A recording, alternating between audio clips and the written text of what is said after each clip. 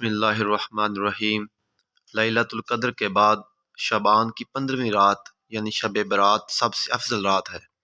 حضرت عائشہ رضی اللہ تعالیٰ عنہ فرماتی ہیں کہ رسول اللہ صلی اللہ علیہ وآلہ وسلم نے رات کو اٹھ کر نماز پڑھی اور طویل سجدہ کیا، حتیٰ کہ مجھے گمان ہوا کہ آپ صلی اللہ علیہ وآلہ وسلم کا انتقال ہو گیا ہے۔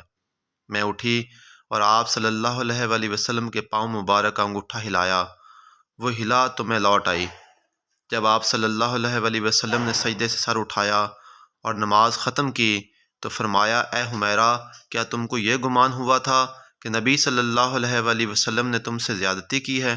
عرض کیا، نہیں، خدا کی قسم یا رسول اللہ، آپ صلی اللہ علیہ وآلہ وسلم کے طویل سجدہ نے مجھے وفات کے خوف میں مبتلا کر دیا تھا۔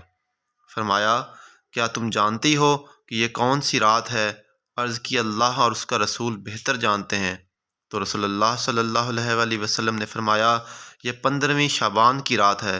بے شک اللہ تعالیٰ اس رات میں اپنے بندوں پر تجلی فرماتا ہے، توبہ کرنے والوں کی توبہ قبول فرماتا ہے، رحم چاہنے والوں پر رحم فرماتا ہے، اور کینہ پروروں کو جیسے وہ تھے اسی پر رکھتا ہے۔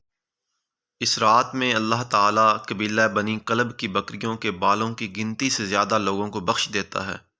اس رات غروب آفتاب سے لے کر صبح تک اللہ کی خاص رحمت آسمان دنیا پر پکارتی ہے کوئی بخشش مانگنے والا اسے بخش دوں، ہے کوئی رزق کا طالب اسے رزق دوں، ہے کوئی بیمار جو شفا طلب کرے اس کو شفا دوں۔ اسی رات کے اندر تمام معاملات لکھے جاتے ہیں کہ کس کو پیدا کرنا ہے، کس کو موت دینی ہے، اور جس جس کو مرنا ہوتا ہے اس کی لسٹ ملک الموت کو دے دی جاتی ہے۔ اس رات کی تمام برکتوں اور رحمتوں سے صرف 5 لوگ محروم رکھے جاتے ہیں۔ نمبر 1 مشرک، نمبر 2 سود خور، نمبر 3 شرابی، نمبر 4 زانی، اور نمبر 5 والدین کا نافرمان جب تک کہ وہ توبہ نہ کر لیں۔ دوستو، کسے خبر کہ اگلے سال جب شب برات آئے تو ہم میں سے کون زمین کے اوپر ہو اور کون مٹی کے نیچے۔